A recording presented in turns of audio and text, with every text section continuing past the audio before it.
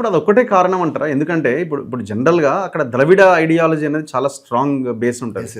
So ఇప్పుడు ఏదన్నా హిందీని బలవంతంగా రుద్దుతున్నారు అని ఒక పెద్ద మూవ్‌మెంట్. జల్లికట్టు ఒక పెద్ద మూవ్‌మెంట్. సో అసలు వేరే రాష్ట్రమో వేరే ప్రాంతమో దాడి చేసేంత వ్యవహారం ఉంటది అక్కడ. అవును. ఎవరైనా వాళ్ళ మీదకి వెళ్ళినప్పుడు అంత సంఘటితంగా ఉంటారు వాళ్ళు, అంత ఐక్యంగా ఉంటారు వాళ్ళు. అవును.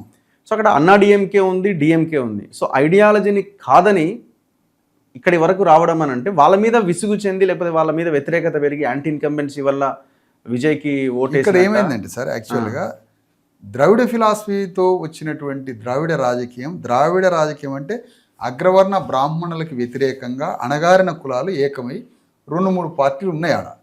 దాదాపు 10 పార్టీలు ఉన్నాయి అక్కడ.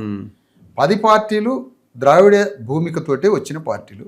యాంటీ బ్రాహ్మణికల్గా చెప్తూనే యాంటీ బ్రాహ్మణులుగా శూద్రుల పార్టీలు ఉన్నాయి, అతి శూద్రుల దళితుల పార్టీలు ఉన్నాయి, బీసీల పార్టీలు ఉన్నాయి, ఎంబీసీల పార్టీలు ఉన్నాయి. అట్లా 10 పార్టీలు ఉన్నాయి. ఈ 10 పార్టీలు ద్రావిడ భూమికగానే వచ్చి బ్రాహ్మణీయానికి వ్యతిరేకంగా అణగారిన వర్గాల రాజకీయ వేదికలు ఉన్నాయి. కానీ దీని జోనర్లోకి వెళ్ళలేదు మనోడు. అట్లానే ద్రవిడాన్ని వ్యతిరేకన చేయలేదు. వాళ్ళ ఫోటోలు పెట్టుకుని వాళ్ళ ఫోటోలు అయితే పెట్టిండు. ఇది ఇక్కడ అగ్రవర్ణాలు అంబేద్కర్ని పట్టుకున్నట్టుగా ఇతను కూడా అణగారిన వర్గాల బొమ్మల్ని పెట్టుకున్నాడు. అది ద్రవిడ బొమ్మల్ని పెట్టిండు. అటు ద్రావిడ వ్యతిరేక బ్రాహ్మణీయ శక్తులని కూడా ఎక్కడ వ్యతిరేకించలేదు.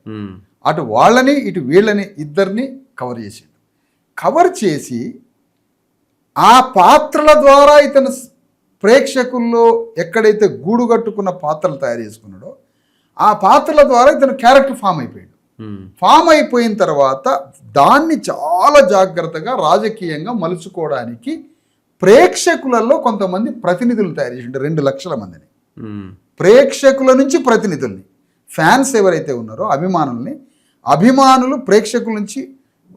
ప్రేక్షకుడికి పరాకాష్టే సైకో ఫ్యాన్సీగా మారిన వాళ్ళు. ఈ సైకో ఫ్యాన్సీగా మారినటువంటి వాళ్ళని ఒక ఫ్యాన్స్ ప్రతినిధులుగా మార్చి వాళ్ళ ద్వారా ప్రజల్లోకి సేవా కార్యక్రమాల్లోకి పోయాడు. సేవా కార్యక్రమాల్లోకి ట్యాక్స్ మినహాయింపు ఉంటుంది. అనేక ఎన్జిఓ ఆర్గనైజేషన్స్ తోటి తుఫాన్లు రావచ్చు, వరదలు రావచ్చు, అలాగే సముద్ర తీరం కాబట్టి ఆ సహకారం జరిగింది.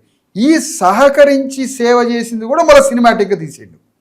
అంటే ఒక దగ్గర ప్రజలకు సేవ చేసినప్పుడు ఆ సేవని మళ్ళీ విజువల్గా తీసుకొస్తే మళ్ళీ రాష్ట్రం మొత్తానికి సేవ చేసినటువంటి ఒక రిప్రజెంటేషన్ మారిపోయింది. తద్వారా సినిమా ద్వారా 20 పాత్రల ద్వారా ప్రజల్లో బలమైనటువంటి మనిషి నిర్మాణం చేసుకున్నాడు.